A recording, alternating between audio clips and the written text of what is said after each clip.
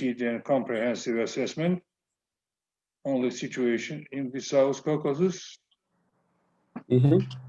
specifically with regard to the latest developments related with the Nagorno-Karabakh conflict and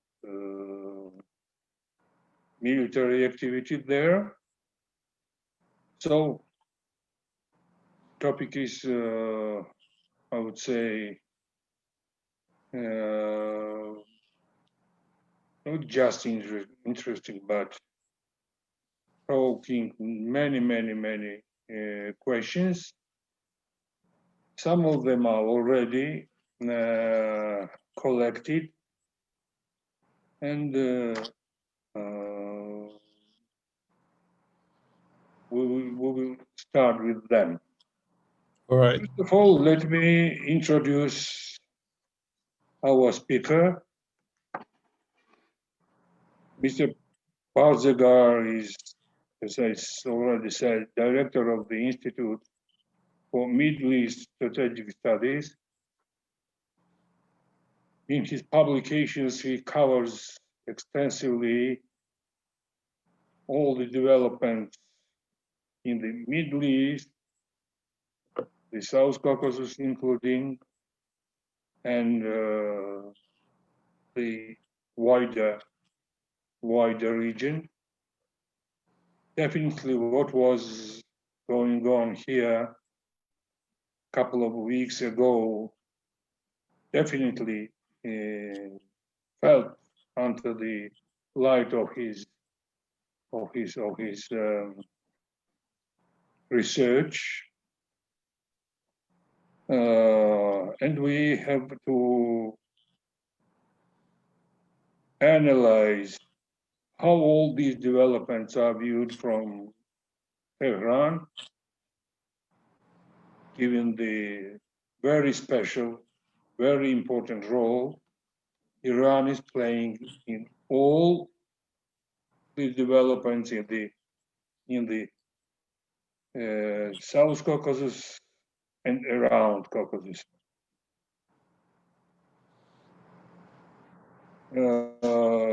Mr. Barzegar, I already have informed the audience that we will start with your introductory remarks, with your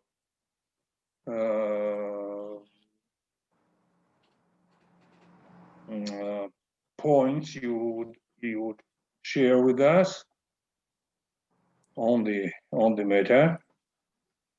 I think 10-15 minutes will be enough for this purpose, and then we will continue with the questions and answers, discussing the point.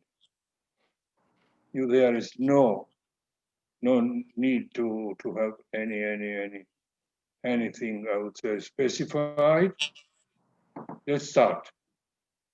Let me give the floor to the director of the Institute for Middle East Strategic Studies from Tehran, Dr. Kayhan Barzegar. Please, sir. Well, thank you very much, sir. I thank the Rondeli Foundation for inviting me, and I'm glad to be here to share with you some of my views as an Iranian academic. First, let me tell you that from the perspective of the nation and the state of Iran, the Caucasus is a peace zone. So any tension or instability will be perceived from the Iranian side as a matter of cost and damage and precarious situation. This is very much important for us Iranians because we think that historically we have a great attachment with this region, no matter which country it is. With this short introduction, I would like to somehow put my remarks in three sections: in substance, in process, and a few moment in a bilateral relations between Iran and Georgia. First, in terms of substance, we know that the Caucasus region is an interdependent region. Historically, with many ethnicity, sects, and different identity and values. At the same time, there are historical cities and transit ways to Europe and the West, combined with the issue of energy and economic interests. Therefore, the issue of the region is a high issue of sensitivity and complexity for Iran. The issue will get more significant when one considers that the governments of the region might somehow benefit or use, the regional politics for domestic reasons. And this will add to this complication. Therefore, I believe that this is one aspect that lead Iran to think that any instability in the region is very costly for Iran. Therefore, Iran is trying to somehow avoid any increased tension in the region. The second substance is the fact that from an historical and geographical viewpoint, the three regional power or the three big power of the region, which is Iran, Russia, and Turkey, somehow in some point in past centuries have their own influence and role in the region. They are geographically attached with the region, and historically and civilizational, with the civilizational aspect also, they are attached with the region. Therefore, this geographical centrality and interdependency plus historical constructs that these three big powers have from the regional issues that lead them to think how to manage the crises that are happening in the region based on their own interests and security. Therefore, any of them have their own understanding of the regional situation. That is also a point of substance, I believe. And the third point of substance is that based on this fact, naturally, any sustainable peace and security in the region should be with the participation of all regional actors. I mean, the three smaller countries of the Caucasus, plus the three big power of the region, that is Iran, Russia, and Turkey. When we go to the Karabakh, crisis recently, of course, there have been some new development in favor of Azerbaijan in the context of 2+2, which means Turkey and Russia plus Armenia and Azerbaijan have somehow reached an agreement. I believe that it should have been better that Iran and Georgia could somehow in a more actively, participated in this context. Therefore, instead of 2+2, I believe 3+3 will be leading to a sustainable peace and security in the region. If we want sustainable peace and stability in the region, I mean, we need to expand diplomacy here, because with an expanded diplomacy, the interest of a smaller states will be better served. And I think this is a matter of substance in the region. This is the substance. When we go in the process and the position of Iran, I give you three principles of Iran's foreign policy. While I first mentioned that the Caucasus is the zone of peace for Iran, I meant that in a different way. First of all, avoiding any war isn't constant in Iran foreign policy. And that is because of the fact that Iran has decided to value regionalism in its diplomacy and its foreign policy conduct. It has been many years that Iran has been trying to integrate itself with the regional politics and regional economy. Therefore, any instability and war in the region will damage Iran's economic interests if we consider that Iran would like to attach itself with the regional, countries in different way, historical cities, railroad, transit, other things. So it would be the last thing that Iran would want, the continuation of tension and increased war in the Caucasus region.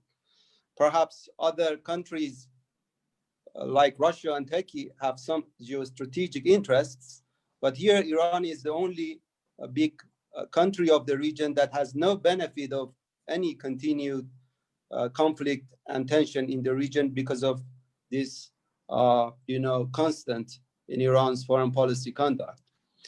Second is the fact that Iran is trying to, and has been trying to, follow a kind of positive neutrality or active neutrality in its foreign policy. That means that Iran will try to not act against its neighboring country for the benefit of another neighboring country. That has been a constant in Iran's foreign policy conduct for several years. For instance, when the Russian-Turkey tension happened with the fall down of the Russian jet by Turkish, Air Force, the Iranian wanted to somehow mediate between between Turkey and Russia in that time, because they thought that any increased tension will not benefit Iran's interests in the region. And that is the fact that Iran has always thought that a neutral, a positive neutrality would benefit Iran's interest. Of course, it is quite clear that every country would want to somehow balance its interests according to its national security, and Iran is not an exception. In the Karabakh crisis, Iran has been somehow trying to mediate between the two countries. Iran sent his deputy foreign minister to have a tour in the region and trying to initiate a peace plan for ceasefire. That has fortunately happened, but in details, I don't know how it goes. We should wait and see how the situation would go in the interest of both countries. And the third constant is the fact that Iran would like to somehow, put the issue in a bilateral negotiations and in the process. Iran believes that if the two sides could sit together with the monitoring of other involved actors, of course, in the second level, the two sides could, in the process and step by step, reach to a kind of peace process. And that is an Iranian model of diplomacy. It goes to Afghanistan, it goes to Iraq, it goes to Syria and other countries. Therefore, from the Iranian perspective, a regional diplomacy is needed to reach to a kind of sustainable peace and security. And of course, in the region, the Caucasus is a matter of great significance for Iran. But let me finish by mentioning a few matters on the bilateral relation between Iran and Georgia. I understand that there has been an ups and downs in the two countries' relations in the last 1-2 years, but I think the recent developments have an opportunity in itself. In the time that the Russian geopolitical weight is increasing by initiating a peace plan in the Karabakh conflict, and of course, making a new kind of friendship with Azerbaijan. And by the time that Turkey has supported Azerbaijan in its own benefit, trying to enter to the Caucasian equations and politics, I think Iran and Georgia, from a geopolitical, perspective, should somehow cooperate and increase their relations so that they can balance this new, equation of Russia and Turkey that came to the region. I think it would be in the benefit of the region to go in that direction. That is exactly what I tried to say from the beginning. 3+3, all countries should be involved. There is another geographical and economic logic for an increased Iran Iran-Georgia relations, and that is the transit way. Georgia is a transit way for Iran to Europe in terms of energy and goods. And Iran is a transit way for Georgia to the Persian Gulf and Asia. And we should not forget that the value of regionalism and the value of regional supply chain of goods is increasing in the world, and it is against the traditional globalization or interdependency that somehow focuses on the global interdependency of supply of change of goods. We are dealing with that, especially with the coronavirus situation. So that is also important. And last but not least is the historical and cultural logic. There is no need to say that how much Iran and Georgia are culturally and historically close together. And the nations who are close historically and culturally will have more attachment in the hard time and crisis time. They would like to help each other in the hard time. In the corona time, I think Iran and Georgia should cooperate and increase relations, exchange their experiences, and try to build better relations, further relations in the benefit of both nations. I stop here. I think it's enough for me to talk now. Thank you. Thank you, Mr. Barzegar, for the really interesting observation.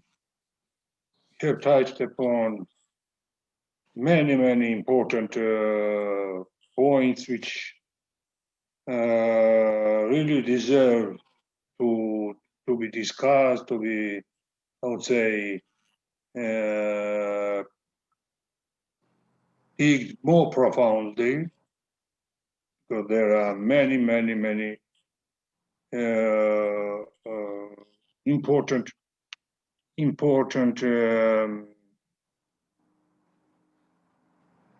measures to be unearthed and then analyzed. As I said, I have already some questions from our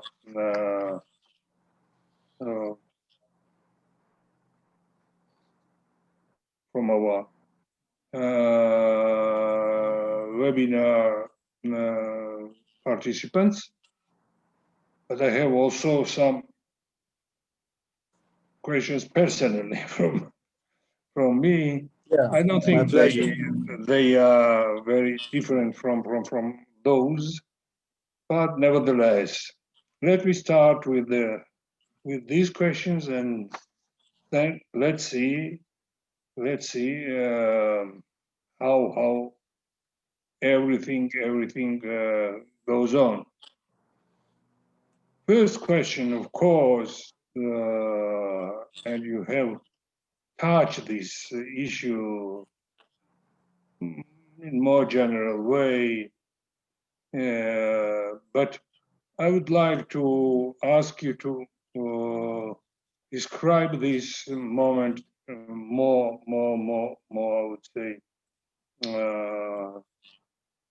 in a more concrete way. It's about the dramatic shifts that we are seeing in the region, and you know what I'm talking about. The joint statement made by three leaders was the first step, just. It will be followed, I think, with other developments, and so on and so on. I would like to ask you, what are your assessment of these shifts? For example, getting back of Russian military in the South Caucasus region. They've been there, here, there, but now they required a new role of peacekeepers, And this is also point which deserves special, I would say, attention.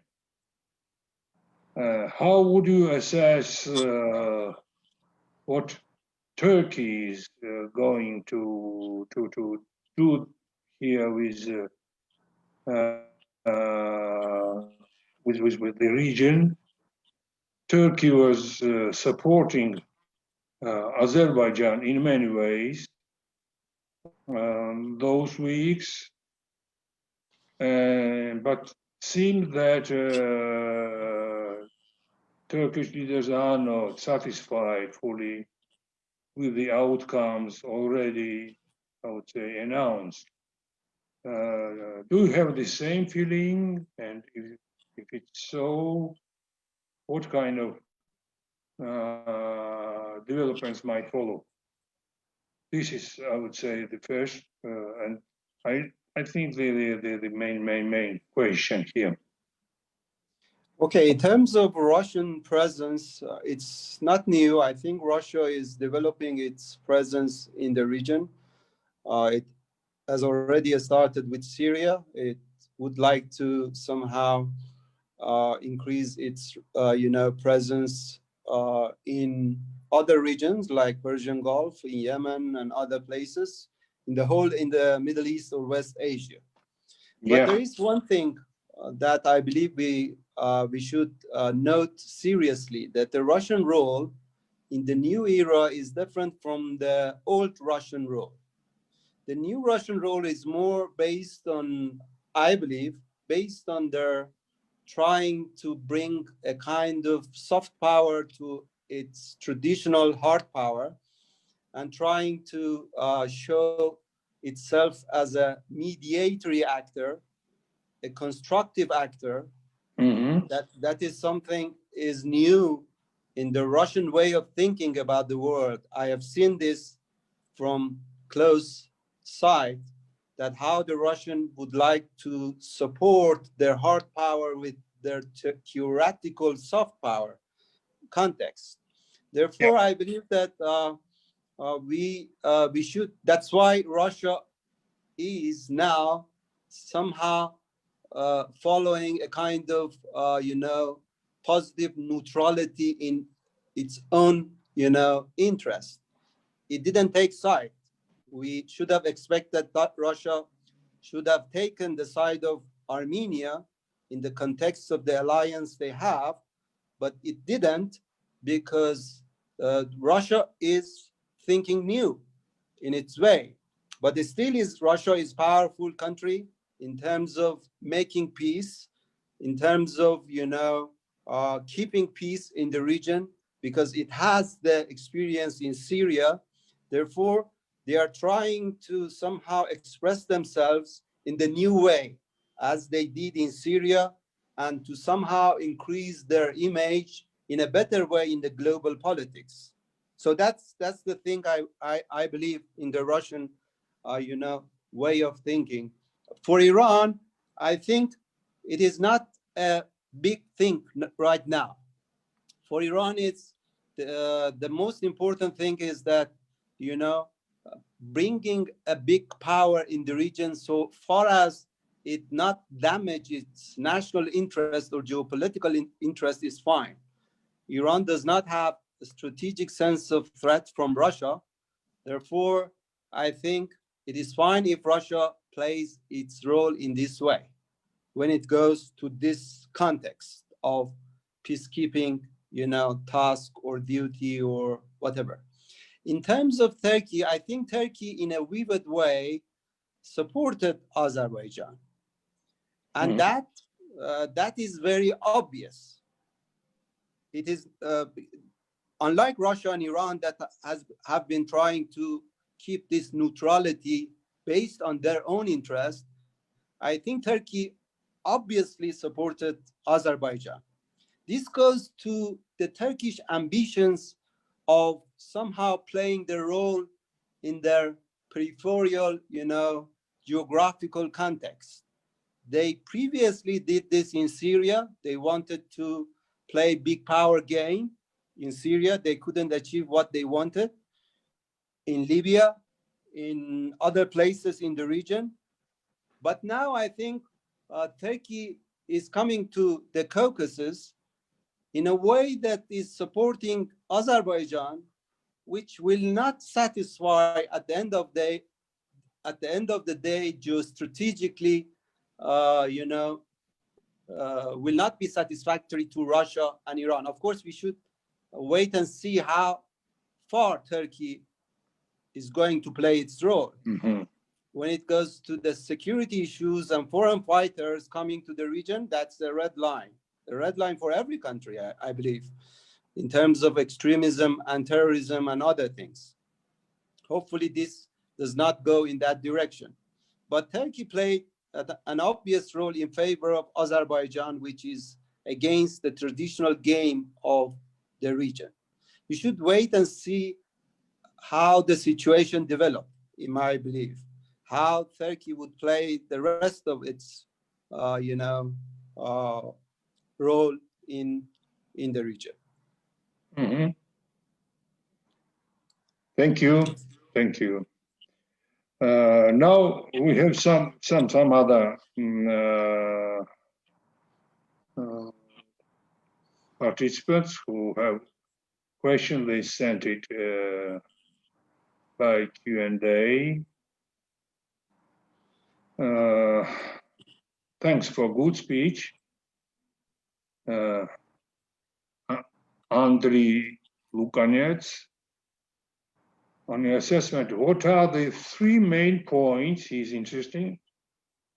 of interest Russia pursues in Karabakh? So what are the three main incentivizing points for Russia with regard to Karabakh development? Well, I think a Russian expert should say that. I just said the Iranian perspective, but I think, I don't know, Russia geostrategically has been in the region. It's, security and extremism is important for Russia to not going in that way. When it goes to Chechnya and other places, Russia fought for that. So it is the matter of national security. It is geopolitical interest. Russia would like to play a role in the Caucasian, equation. It's a traditional role, but I tried to put it in a more, soft way, trying to picture that Russia would like to play its soft power in a way, in a more, constructive way. That I think that's something true. And of course, the third might be the issue of energy security and energy transit that makes the geopolitics of the region more complicated.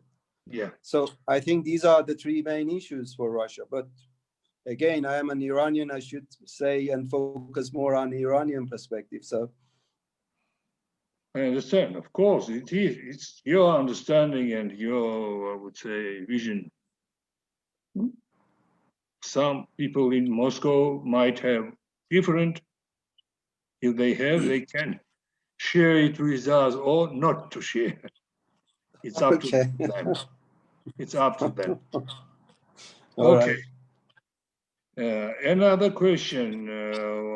What we saw in Russia-Armenia relationship, which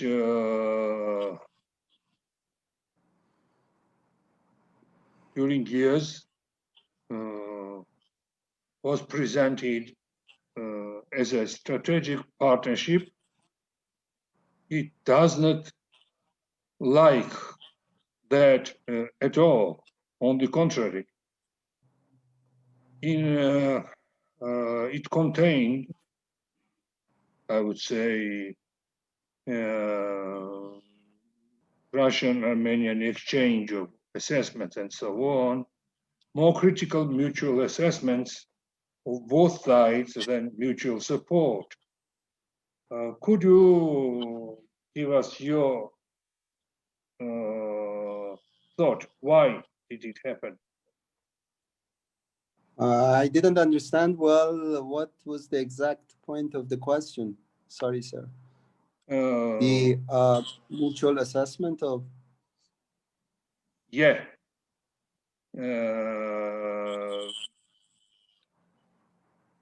The problem the author is touching upon is critical notes in the statements of the leadership of Armenia towards Russia for being not active in supporting Armenia, and at the same time, quite critical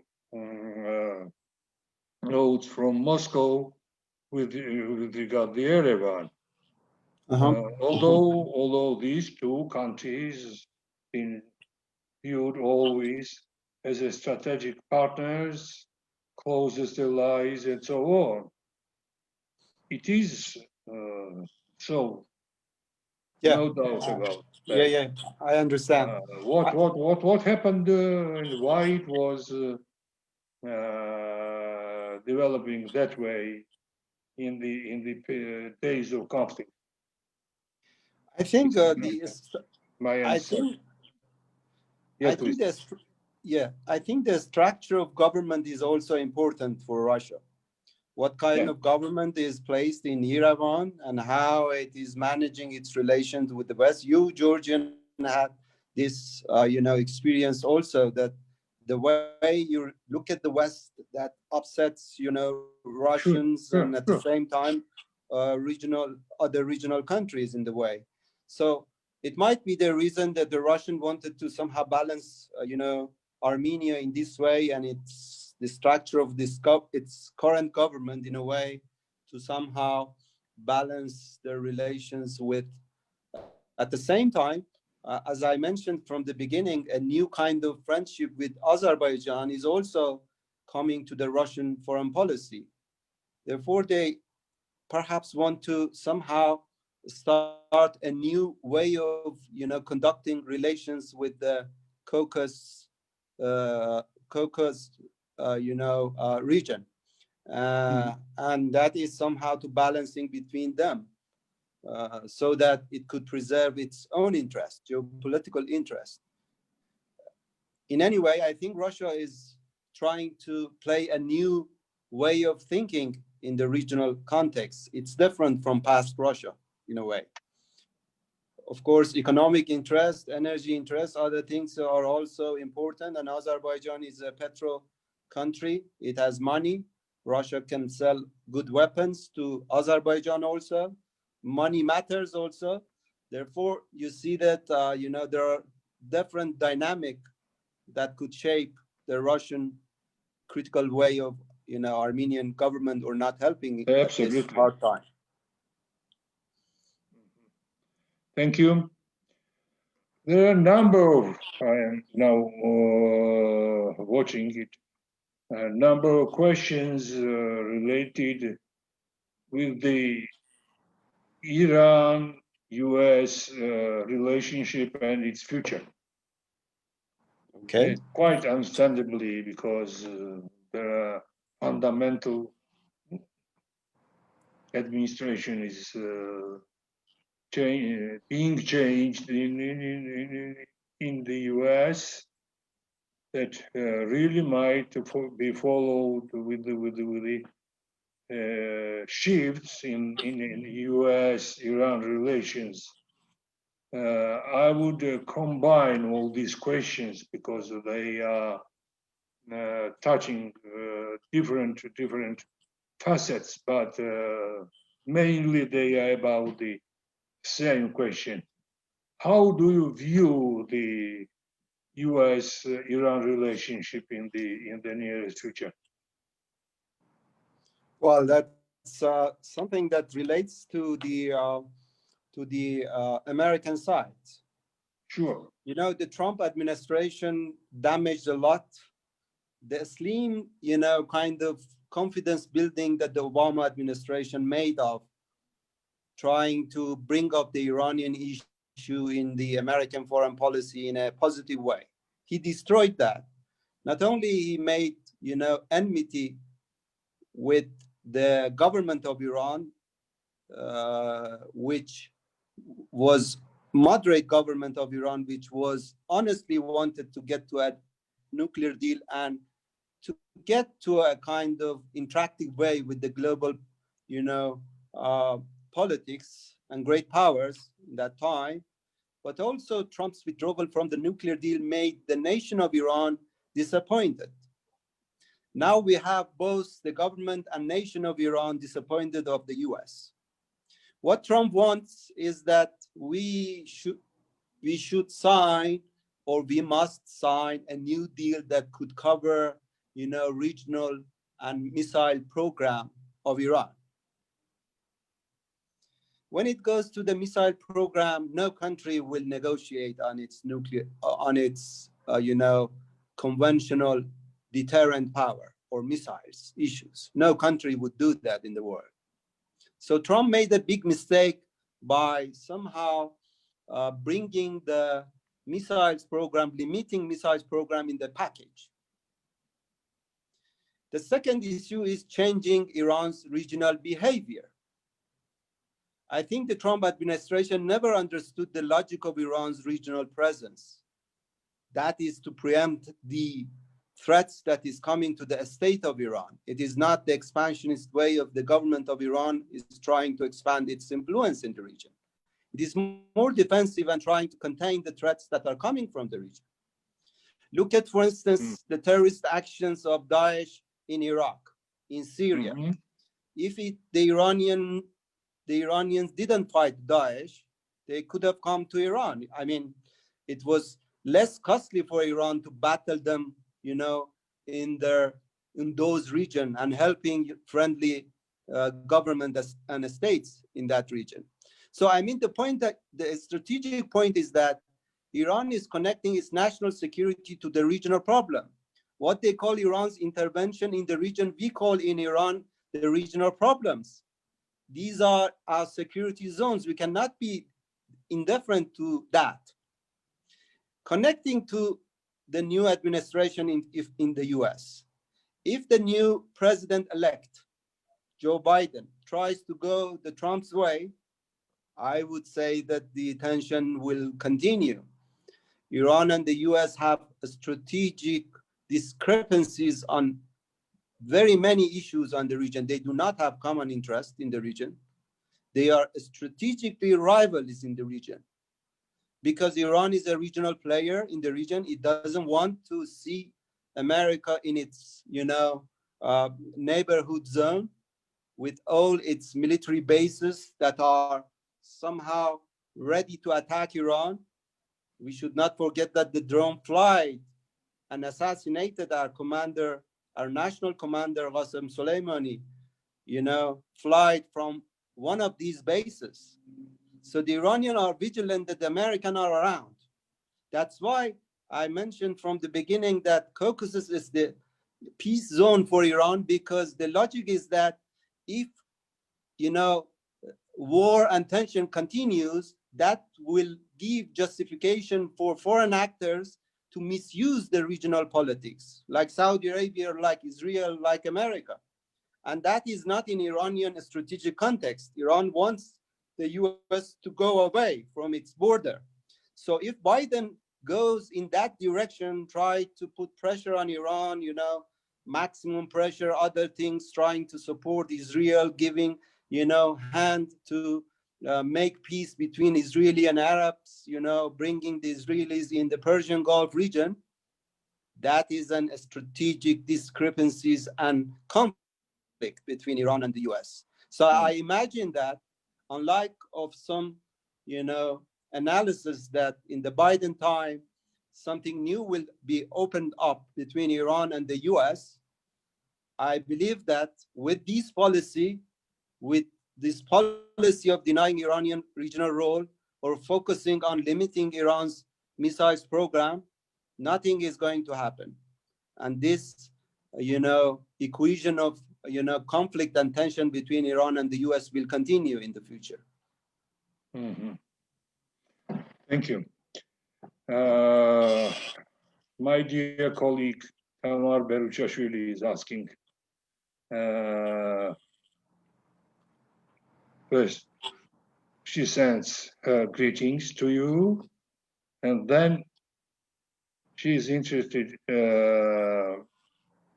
You mentioned importance of Georgia for Iran as a gateway to the European Union. So, could you elaborate more on the EU-Iran relations, particularly on the prospects of joint comprehensive plan of action? If it is, I would say, of course it is possible, but if it don't take too much time, please. I think unlike America, Europe has a role to play here. Sure. Europe wanted to stay in the JCPOA and its success. I think they did well. The government of European countries did well, but their economic institution couldn't afford to lose their interest with the US. So the government of the US, the government of European countries were somehow the hostages of their economic, institutions. That's over. Mm-hmm. If Biden tries to reverse that, the best positive impact would be on Iran-Europe relations. And that is good for the region. I think Europe has a role to play, and I believe that European countries are looking forward to that. And Iran is also looking forward to that. European countries do not have that strategic conflict with Iran, considering the country as a regional power, to be honest. They accept Iran's role. They want Iran to play its role, appropriate role, commensurate to its, national resources. It has been the European style. But the American have their own strategic way of, contradicting with Iran. That's a different story. The Americans have their own allies, Israel and Saudi Arabia, and these two countries are shaping the American policy with regard to Iran. That is different. Europeans are not that affected with that. So I think one of the positive aspects of Biden coming to the office is somehow getting Europe being hostage of, American policy. As Emmanuel Macron said that we are not independent economically, so we should somehow follow the US, implicitly, he said that should follow the US policy because we are not independent in economic context. So I think the positive thing would be, increase Iran-Europe relations. Mm-hmm. Okay. Thank you. Couple of words, please, about the future of international formats aimed at achieving peace and solution of the conflict in Karabakh, namely about the IMESS group. It has not shown high effectiveness in the past, and there are many questions. How do you think this group will follow the current developments? And are there any idea to develop this format the way it would make it more effective and I would say workable? Well, from my perspective as a professor of international relations, I still think that, as the Syrian crisis experience shows, that keeping or preserving a state's boundary is the most important thing in international politics. And it is legitimized in a way. Mm-hmm. Changing borders cannot be accepted. If this happens, then the entire international politics will get into a kind of chaos. And based on that, the territorial borders of West Asia or the Middle East stayed intact. So we should not we should not put it in a way that, the issue is more a kind of ethnicity issue or, nation building issue or, national way of dealing with the issue. I think, the way states are somehow trying to make their case in war and peace is different. For instance, Azerbaijan is legitimizing its, actions in the Karabakh crisis based on this logic. The state's territory cannot change. And Iran took position that, yes, that's right, that the state's borders cannot change. And Iran is very concerned that, its border is 20 miles or 25 miles with Armenia is somehow be in danger in any change of equations, territorial equation. And we had this discussion in Iran's domestic politics in a critical way, that Iran should respond to that. But the truth was something different anyway. So I think that the Minsk group could have done better during the last, 20 years, perhaps. Yeah. They should have, initiated and took the issue in a more significant way. Perhaps they didn't have the ability to do that. Perhaps they thought that, this is a nation, building issue. When it goes to ethnicity and Armenian in Karabakh, other things, perhaps it was, in that context.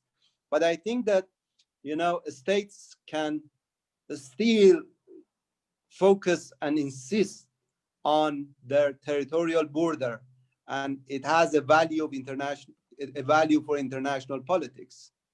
That's why Russia could not somehow take sides with Armenia, one reason amongst many other reasons. That's why Iran is cautious about that, while it wants to somehow balance between Armenian interest and Azerbaijan interest, trying to avoid conflict and shorten that. I think that this group cannot do, things that was its, in past way. It must somehow moderate or somehow balance its way of dealing with the situation. Perhaps they could remobilize themselves with the new situation and take the initiative. The experience of the Syrian could again help us. The Geneva talks never ended up to any results. Then the Russian, Iranian, and later Turkish, government came to the Astana process. They made, security efforts first, and then they paved the way for further negotiations. Perhaps we can, benefit from this experience as well. Starting from 3+3, regional diplomacy, and then put it to the international kind of context of diplomacy. Then the Minsk group could come and try to get to a deal that could be acceptable for, all the regional countries, and at the top, the two nations of Armenia and Azerbaijan. I see. Thank you. Now, couple of questions about the Caucasian stability perspectives. We all know that there have been many initiatives, even at my time. I call my time, it's 90s of the past century. Like developments in the Europe, talking about the security arrangements based on special pacts or special documents was quite fashionable at that time. Mm-hmm. I myself remember very well, we have a lot of talks with your colleagues and authorities in Tehran also, or from Tehran also, about the future of Caucasus and so on. What do you think about these sort of arrangements, especially now when the participants of the on the scene of South Caucasus is increasing? I mean, Turkey, Russia's new role in Karabakh, maybe others, and so on. Do you think that wider international presence will strengthen the substance which create the more stable and secure environment in the South Caucasus? Well, I am not that much, hoping to the international community, as you put. They have proved if you name the international community at the Western country, they have shown in several occasions that they do not act, like in your crisis, for instance, in many other crises, in the Ukrainian crisis, when they realize that their benefit is not to engage with a certain kind of crisis, they will not do that. So I do not believe in this kind of international interdependency politics. I do not believe in the globalization in a traditional way that economic trends are interdependent and we should benefit from each other. I believe in regional diplomacy. I believe in regional supply chain of goods and interactions. Therefore, I think time has come that, regional countries help to somehow to get to a real kind of stuff of peace, sustainable peace, and that could benefit all countries. I mean, the Caucasus region has everything. When I look at the Iran-Russia relations, for instance, several years ago, Iran and Georgia did not have that much relations. Now they are discovering each other in a new way. It has had ups and downs, but still Georgia is becoming one of the favorite, countries for the Iranians in terms of traveling. Russia as well, Armenia as well, Azerbaijan as well. So just look at the dynamic of the Caucasus, the Ultra Caucasus or South Caucasus, with all the historical city beauty, natural geography, other things, that if they just integrate their economy in a way, they could manage their own affairs in the best way possible. And I think this is a historical and civilization region, plus the three countries of Turkey, Russia, and Iran. And we have the Caspian Sea, the Black Sea. From the Caspian Sea, you could connect with the Persian Gulf through Iran. And from the Black Sea, you could connect to the Mediterranean through Turkey. We have 4 important seas, and your region is at the center of that. Just need an economic integration and regional diplomacy.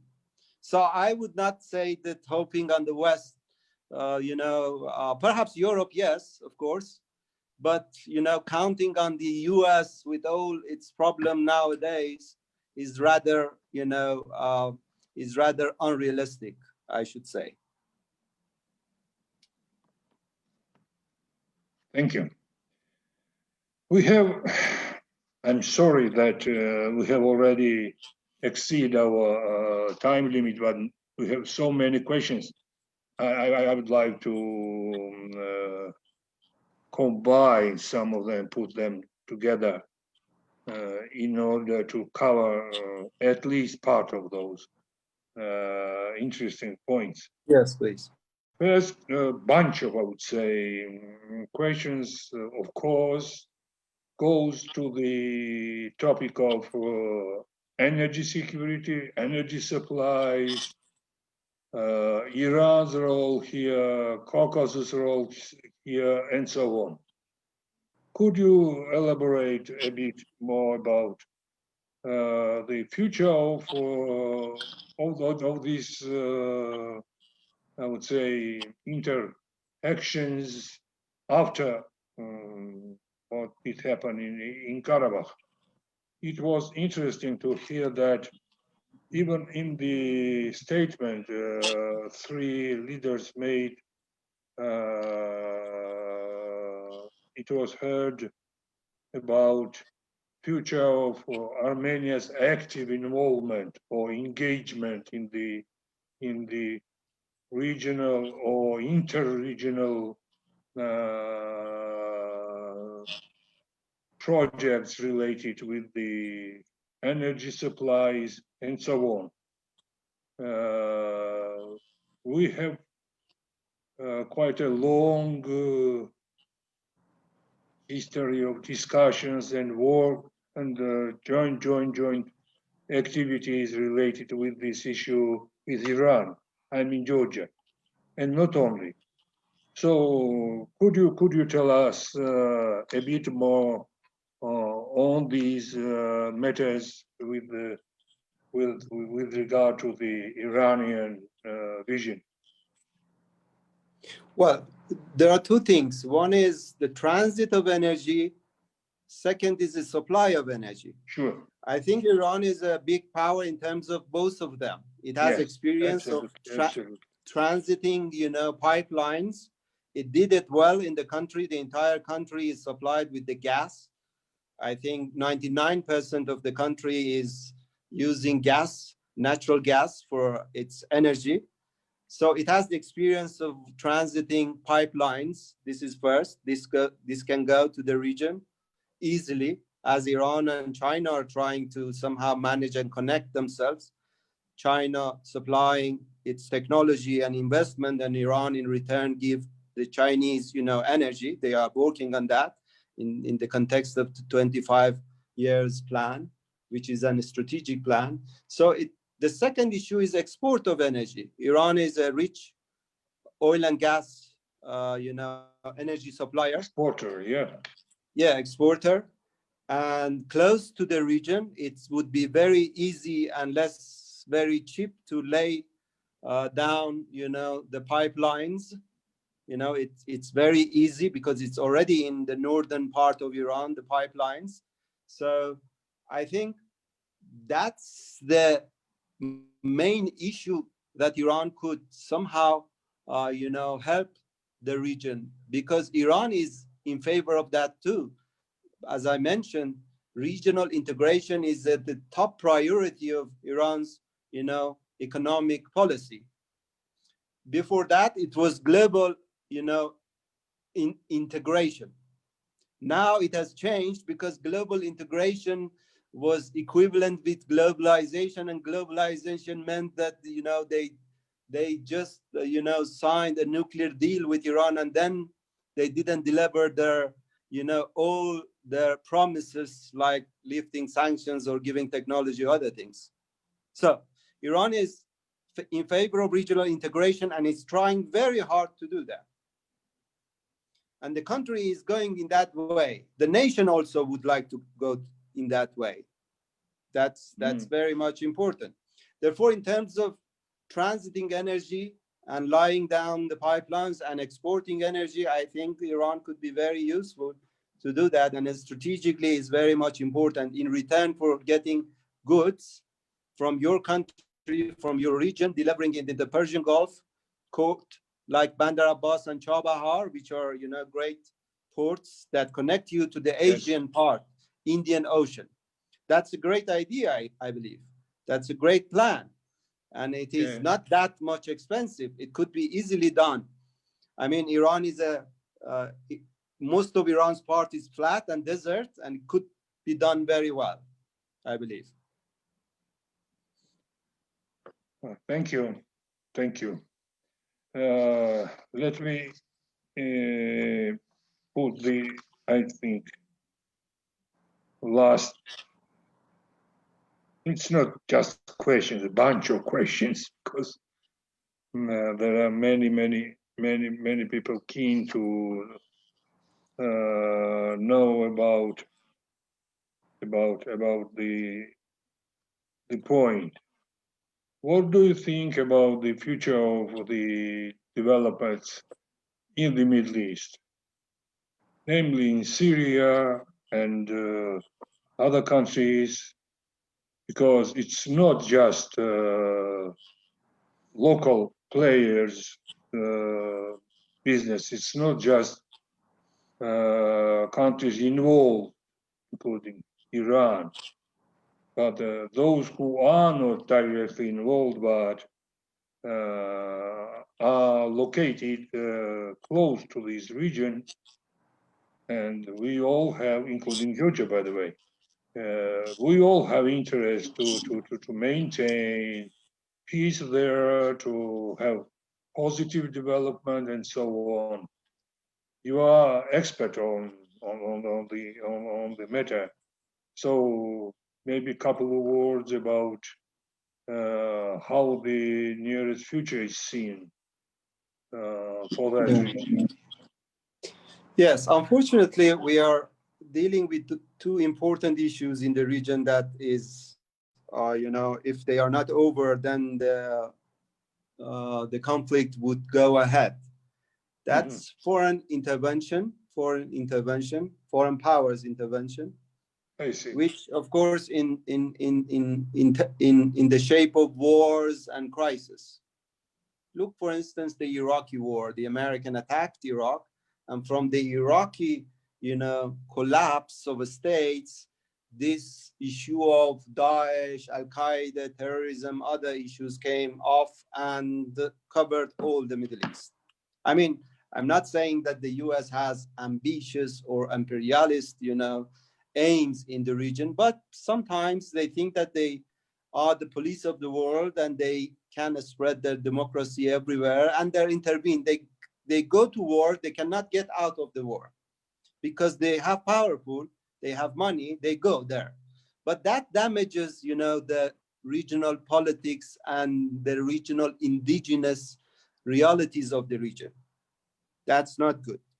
Therefore, if we saw the foreign powers to move away from the region, that's good. I think the future of the Syrian crisis, if the state of Syria could somehow stay intact, and the Russian will just preserve their bases, everything would go to its past situation. The Iraqi will establish, if they could establish a sustainable government and try to cooperate with each other. And Turkey somehow is, building on its own power and its own ambitions, which is, in my belief, not that much dangerous. But still, I think Turkey should be careful to not go far from its policies. Sometimes Turkey has these, ambitions. When it goes to the Israeli issues, the Americans are trying to somehow make an artificial peace between the Israeli and Arab, bringing Israel in the Persian Gulf. That upsets Iran and Turkey, because of Turkey, it is not matched with the Turkish regional ambitions, and Iran will not tolerate the Israelis in the Persian Gulf having bases, other things. Then you see the situation and equation is dependent on how we benefit from good diplomacy, how we realize, the regional realities, and try to cope with them in a realistic ways, trying to somehow put the realities of the region in its own way. I believe that in the future, the regional country will become more inward-looking, trying to benefit from their national resources, as it is happening about Iran. More regional integration we will have on the, on a cooperative way, not military cooperative, alliances. I believe the time is over about those things. Every state is acting only for its own way. A state will try to count our own and their own resources, as the Corona time, COVID time shown that every state would go inward looking and trying to count on itself. So I think the future of the region is dependent on how we manage to have a good diplomacy, realizing, the realities on the ground, not threatening different nations. If we could manage these things, I believe that a sustainable peace and security is likely. Mm-hmm. Anyway, his prediction is positive, so Yes. thank you for that. Thank you. So, dear colleagues, dear Mr. Barzegar, we have exhausted all limits, time limits we had for this meeting and for this discussion. I think finally we can summarize that we have touched upon not all. It's really impossible to cover within 1 or 2 or 3 hours or even several hours all elements of the developments in the Caucasus and in the wider region. But I think we have touched upon the main points which are so important for all of us. So, thank you for your very constructive, very, I would say, academically charged input, what you have said to us, explained. I think now we all have better understanding how things are working on the matter in Tehran, and not only. So I think generally speaking, we have achieved our goal. Many thanks to the participants for being with us, for listening us. These almost hour and a half. Many thanks to our speaker. And let me close this gathering with these words. The best to all of you. Thank you very much for your invitation. Thank you and goodbye. Goodbye, sir.